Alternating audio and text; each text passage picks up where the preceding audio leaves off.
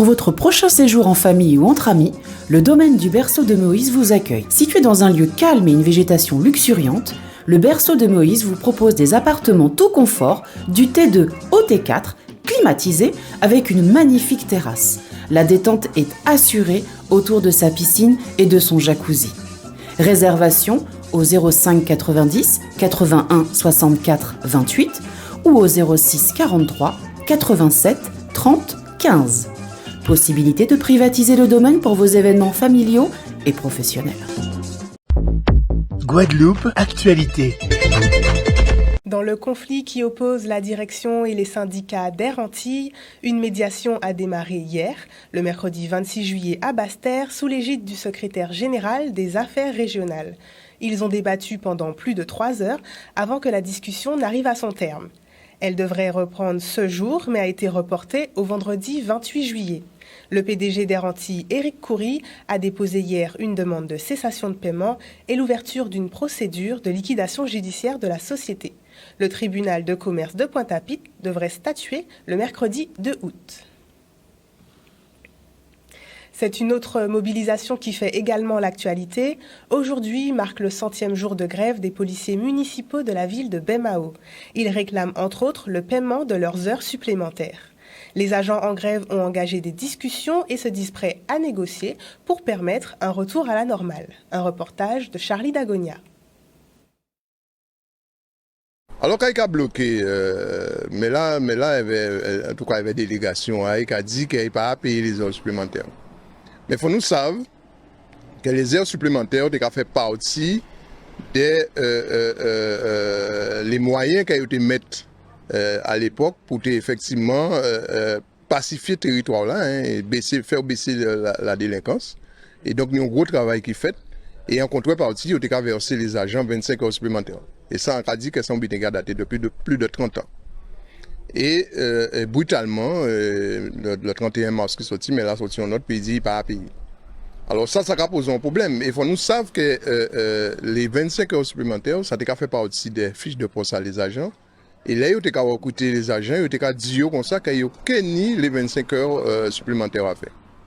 Et donc, nous avons dit effectivement, on ne peut pas du jour au lendemain faire sans consultation, faire les agents perdre en pouvoir d'achat qu'ils ont depuis des années. Et c'est pour ça que nous avons engagé des discussions et nous avons fait des propositions en ce sens-là, mais malheureusement, du côté de la mairie, les propositions ne sont pas venir, ils ne peuvent pas bouger ces positions à eux, c'est ça. Et l'attractivité qui était ni, ça peut qui servir à rien. Et en même temps, il y aura des agents là, faire même les autres qui ont fait là, mais ils ont récupéré. Donc ça n'est pas possible. Ce n'est pas possible que des agents qui nient des obligations en termes de port d'armes, en termes de gilet pare-balles, en termes de conditions physiques, et métiers qui sont métiers à risque. On ne peut pas du jour au lendemain faire au travail du lundi pratiquement au dimanche, jour férié compris. Et pour dire qu'on sait qu'on peut récupérer.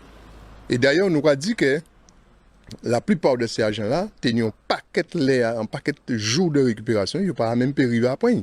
Parce que nous avons un effectif qui réduit.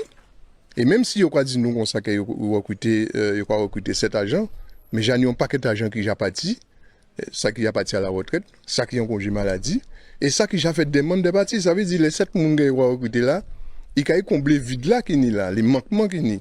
Donc ça n'a pas servi à rien. Donc il y a toujours des policiers qui travaillent pratiquement du lundi à dimanche, jour férié compris, et qui travaillent et payent pour ces récupérations là. Donc c'est pour ça que nous avons dit que nous sommes prêts à négocier le paiement d'un partie d'heures supplémentaires et restant là, effectivement, nous sommes d'accord pour nous passer à la récupération. La maire de Baie-Mahault, Madame Hélène Polifond, devrait faire valoir son droit de réponse demain. Nous vous en tiendrons informés. Sitôt installé, l'un des radars tourelles situés au Gosier a été la proie des flammes cette nuit. À Cocoyer, le dispositif de contrôle de la vitesse de circulation a été brûlé et détruit. D'autres radars ont été installés depuis, notamment à Grand-Camp. La ville de Petit-Bourg et la CANBT se sont réunis aujourd'hui avec un maître mot, développer la ville.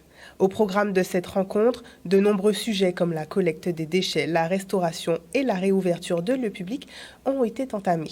Un reportage d'Enzo Viviès. Nos deux administrations se sont rencontrées également, donc les élus, sur différents dossiers, 5 points. Notamment le premier, c'est sur l'économique, parce que comme vous savez, les zones économiques telles que Colin, Bellevue, Rougeole seront dorénavant gérées par la CNBT.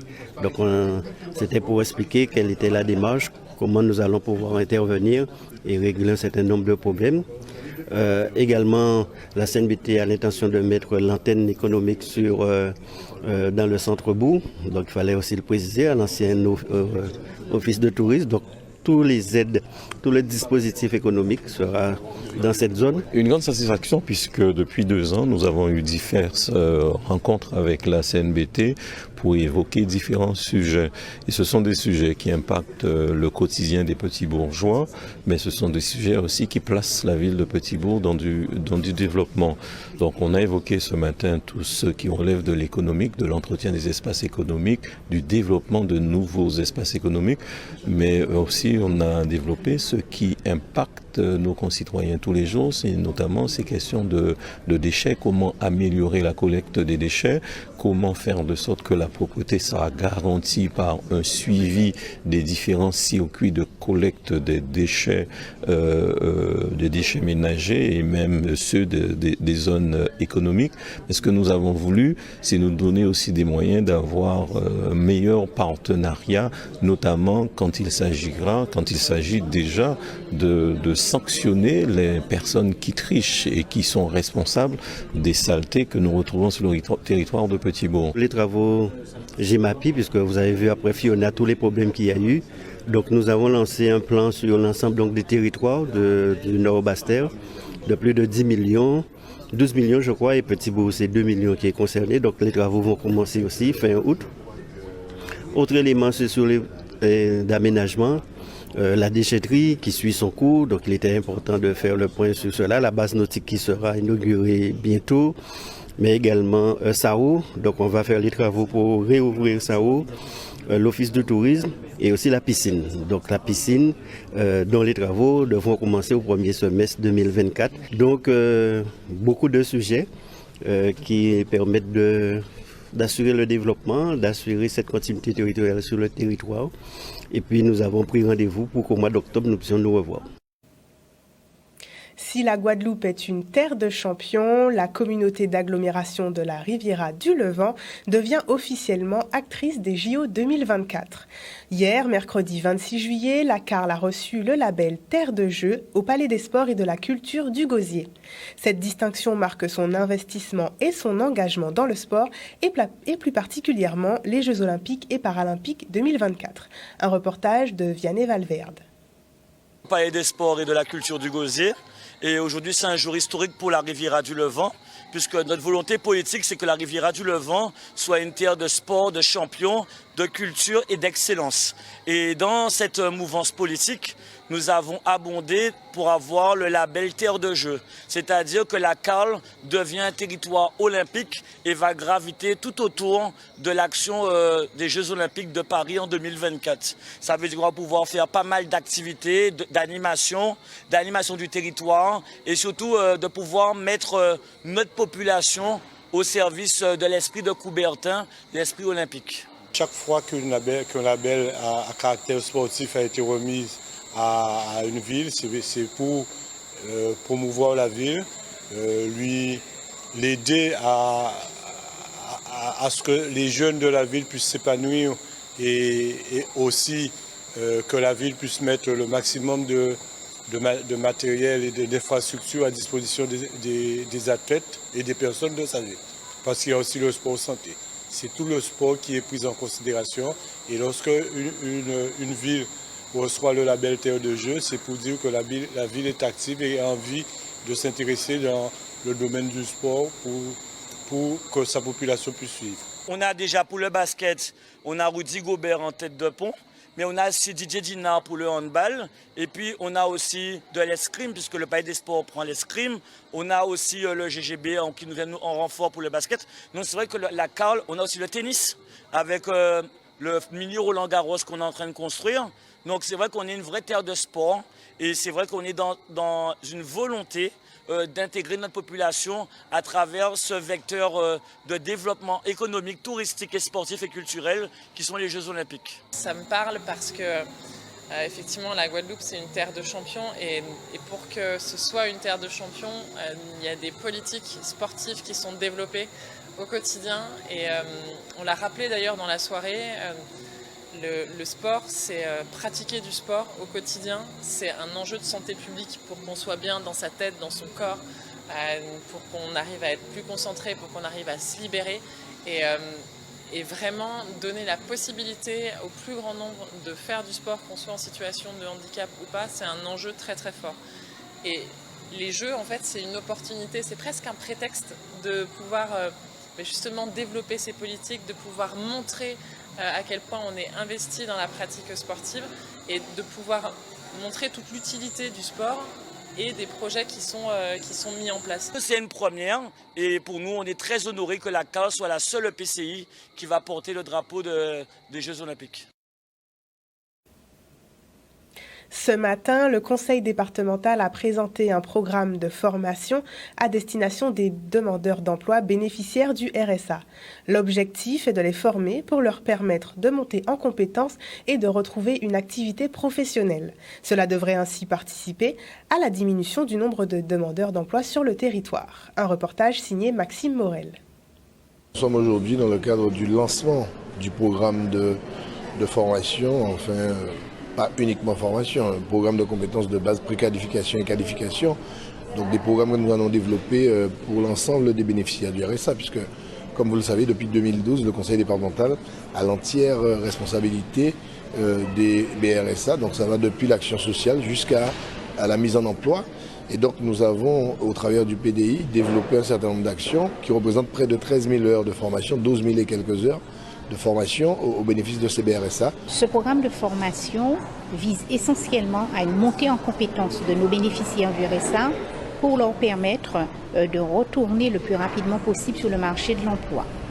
C'est un programme de formation qui a été construit à partir des besoins exprimés par les bénéficiaires du RSA, mais aussi en tenant compte des besoins du marché aujourd'hui. Nous avons des emplois qui sont non pourvus. Donc pour nous, il s'agit aussi de les former pour pouvoir occuper ces emplois qui sont disponibles sur le territoire. Le programme est donc aussi conçu avec un dialogue établi avec le Pôle emploi, notamment pour appréhender l'enquête BMO, donc les besoins en main-d'œuvre du territoire, mais aussi un dialogue avec les organisations professionnelles du territoire pour connaître leurs besoins. Vous savez que le conseil départemental dépense chaque année plus de 300 millions d'euros pour la prise en compte des BRSA. Beaucoup de gens ne le savent pas, mais le RSA, c'est nous qui le payons, avec une aide évidemment de l'État, mais qui est depuis longtemps gelé. Et donc aujourd'hui, c'est un surcoût de près de 100 millions de participation personnelle du conseil départemental sur le paiement de ces BRSA. Et tous les programmes de formation qui s'élèvent à plus de 10 millions par année, eh bien c'est nous qui les finançons, puisque évidemment eh bien, le conseil départemental a en charge l'action sociale. Et dans l'action sociale, l'un des éléments essentiels, c'est de permettre une diminution sensible des demandeurs d'emploi, puisque là, c'est le poste le plus important du budget du conseil départemental. Bien évidemment, l'objectif, c'est de faire en sorte que ça puisse diminuer. Plus nous allons diminuer les BRSA, et bien moins le conseil départemental aura à prendre dans son budget propre pour pouvoir financer le RSA. Donc l'objectif précisément, c'est de déployer des moyens suffisamment forts pour permettre à ces gens-là d'être en situation d'emploi. Donc aujourd'hui, nous, ce que nous voulons financer, c'est l'objectif du président, c'est de financer l'emploi plutôt que le chômage. Et c'est au travers des dispositifs comme Territoire Zéro Chômeur, comme des aides que nous sommes en train de préparer pour les entreprises lorsqu'ils pourront recruter un BRSA. Tout cela pour, comme je le dis, financer l'emploi plutôt que de financer le chômage. À Morne-à-l'Eau, professionnels et membres d'associations proches de la nature ont participé aujourd'hui à une reconnaissance de la flore littorale. Le temps d'une balade, ils sont partis à la découverte de la mangrove et de son écosystème. Sensibles à sa protection, les participants sont repartis pleins de nouvelles connaissances. Un reportage de Solène Fèvre. Spécifiquement, le programme, on est avec l'entreprise Terra Kera, avec monsieur Mike Elion, qui va nous faire une reconnaissance de la flore littorale qu'on a qui est différente de la flore qu'on va retrouver en espace urbain ou dans d'autres zones de la ville. Moi je travaille principalement sur les plantes, donc mon approche de la mangrove va être principalement basée sur les plantes, dont les arbres qui composent cette mangrove, les palétuviers, donc on va les voir, il y en a 4 espèces différentes, on va les regarder. Et aussi bien sûr parler un petit peu de faune, si on voit des oiseaux, il y a des crabes qui sont dans la mangrove, etc., on en parlera. Et aussi du coup une approche un petit peu intégrative, c'est-à-dire les liens qu'il y a aussi avec les autres écosystèmes, et puis justement ce que j'ai dit, les apports qu'il y a pour les hommes aussi, que je vais essayer d'aborder. Le milieu naturel de Mauna-Lô m'intéresse énormément et je veux mieux connaître ce milieu pour pouvoir diffuser les connaissances que j'aurai acquises aux membres de mon association qui s'appelle Évasion Nautique Maunalienne. Alors c'est dans ce sens que je suis présent. C'est un écosystème qui est vraiment emblématique des tropiques en général et de la Guadeloupe. On a la plus grande mangrove ici dans les Petites Antilles, qui est en Guadeloupe. Et cet écosystème a tellement, on va dire, de services qu'il rend aux hommes, notamment en termes de stockage de carbone, de stabilisation du sol et de nurserie pour les poissons qu'on va pêcher et manger ensuite. Donc voilà, c'est vraiment un écosystème un petit peu clé de voûte qui fait que beaucoup de choses se tiennent derrière et fonctionnent grâce à lui. La mangrove, elle a un aspect un peu scientifique qui convient de vulgariser un petit peu plus pour justement que les gens puissent s'approprier ces données en fait, tout simplement. Il n'y a rien de compliqué à comprendre que la mangrove, elle nous fournit des services écosystémiques qui sont très importants justement pour notre air, elle purifie notre air tout simplement, elle filtre l'eau aussi. Il faut savoir que dans les Petites Antilles, la Guadeloupe est un petit peu la reine entre guillemets, je vais peut-être faire... je vais peut-être sur un terrain glissant, mais en tout cas, la Soufrière, c'est le point culminant des Petites Antilles. On a l'île avec la plus grande surface. Notre mangrove, c'est la plus grande surface de mangrove. La forêt marécageuse, pareil. On a le plus grand lagon des Petites Antilles, le grand cul-de-sac marin. La barrière de corail au nord du grand cul-de-sac, c'est la plus grande barrière de corail des Petites Antilles. On a 10 000 iguanes à petite terre, 10 000 iguanes des Petites Antilles, et c'est la plus grosse population des Petites Antilles. Que dire, il y a plein de chiffres comme ça, voilà. C'est très intéressant parce que déjà au niveau de l'âge de la Guadeloupe, je ne pensais pas que la Guadeloupe était si âgée. Et ensuite, le nombre de plantes qu'il y a en Guadeloupe, c'est faramineux. Et surtout les plantes endogènes de la Guadeloupe, c'est très important. Et là maintenant, il va nous faire le tour pour nous montrer certaines plantes qui sont présentes sur le site de Babin. Et c'est vraiment précieux pour nous. Et le jour où nous allons faire visiter Babin à nos pratiquants, eh bien, ça va être très important pour qu'on puisse leur expliquer à notre tour ce qu'on aura découvert aujourd'hui. Prenons le large maintenant avec un événement sportif tant attendu par les jeunes skippers. La Guadeloupe accueillera en novembre 2023 l'arrivée de la Mini Transat prévue à la Marina de Saint-François. Et ce soir, nous recevons Madame Muguette Desjardins, 12e vice-présidente de la CARL et élue municipale de la ville de Saint-François. Bonsoir Madame Desjardins. Bonsoir Mesdames, bonsoir chers téléspectateurs de Canal 10. Merci de votre présence. Alors la CARL a lancé un appel à candidature pour les exposants sur le village d'arrivée. Où en est-on de cet appel? Quelle candidature attendez-vous? Alors, cet appel a été lancé maintenant il y a quelques mois, on va dire précisément depuis 3 mois maintenant. Et aujourd'hui, nous avons pris la décision de proroger justement cet appel jusqu'au 19 août 2023. D'accord, première chose. Donc la communauté d'agglo de la Riviera du Levant, en partenariat avec la ville de Saint-François, organise l'arrivée de la Mini Transat du 8 au 18 novembre 2023. Un village donc a fait le choix de créer un village d'animation et d'artisans à la Marina de Saint-François. Très bien. Alors aujourd'hui, vous avez des exposants qui ont déposé leur candidature. Est-ce qu'il y a encore beaucoup de place? Il y a encore de la place parce qu'aujourd'hui, nous attendons une vingtaine d'exposants et aujourd'hui, le quota n'est pas atteint. Donc nous souhaitons vraiment que cette fête soit une réussite. Donc nous invitons, d'où cette prorogation, pour demander aux artisans de s'inscrire, de venir dans un cadre de référence, proposer leurs produits et se faire connaître surtout. Très bien. L'objectif, c'est de valoriser ces artisans, ces commerçants. Du coup, par quels moyens est-ce qu'ils peuvent s'inscrire? Qu'est-ce qui peut peut-être les motiver à poser leur candidature?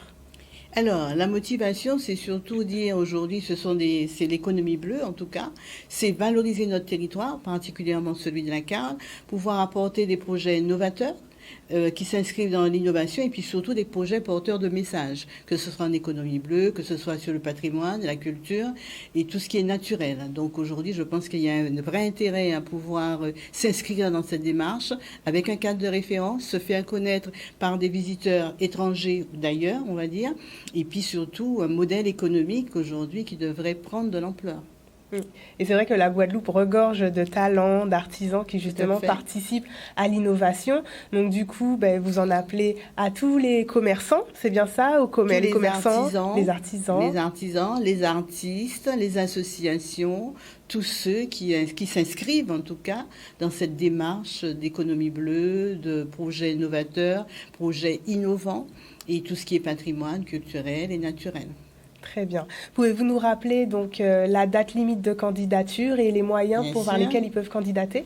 Alors, la date limite, c'est donc le 19 août 2023. Pour candidater, donc il y a un dossier à nous fournir, un dossier, qui permet vraiment de se distinguer par rapport aux autres. Donc, il faut bien sûr exposer le dossier classique, on va dire administratif, l'attestation sur l'honneur, l'avis de situation, tous les produits, attestation d'assurance, etc. Valoriser s'il s'agit d'une activité d'agro-transformation, bien sûr, les attestations d'hygiène alimentaire, tous les éléments, on va dire, relatifs à l'activité qui confirment l'existence et la bonne tenue, en tout cas, de cet artisan, de cet artiste, de cette association. Alors, le dossier, bien sûr, c'est un dossier complet, qui doit présenter l'activité, qui doit aussi présenter, les antériorités pour qu'on puisse savoir à qui on a affaire et bien valoriser en tout cas le porteur de projet, en tout cas cette manifestation. Très bien, je vous remercie Madame Desjardins.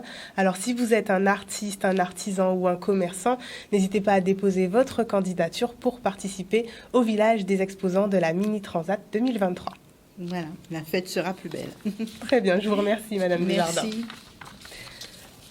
Et avec cette chaleur, ils ne peuvent que nous faire du bien. Les sorbets pays sont à l'honneur aujourd'hui. La 4e édition du Joue à sorbet se déroule actuellement sur l'esplanade de la Maison du Tourisme aux Abîmes. Depuis 14h, les Abîmiens et habitants des communes alentours se déplacent en nombre pour découvrir de nouvelles saveurs ou succomber à nouveau au traditionnel sorbet coco. Un voyage culinaire avec les images de Charlie Dagonia. Il fait beau, nous sommes donc très contents. Alors c'est vrai que cette année-ci, nous avons davantage de marchandes, mais nous avons également des jeunes qui viennent nous présenter de nouvelles saveurs. Alors bien sûr, le sorbet coco reste la vedette avec le concours de sorbet coco, le concours de saveurs et nouveauté, cette année-ci, le plus beau stand. Donc vous voyez derrière moi qu'il y a effectivement cette ferveur, c'est ce rendez-vous incontournable de la ville des Abîmes pour animer le territoire, mais surtout pour valoriser, pour protéger notre patrimoine culinaire. Le sorbet et puis les petites marchandes, les cinoboles doivent continuer à exister. Ça fait partie de notre enfance, ça fait partie de notre patrimoine immatériel. Alors nous, on est Silo Pays, on fait des cinoboles et des sorbets à base de saveurs locales. Donc vous voyez là, je tiens un sirop citron, citronnelle, gingembre.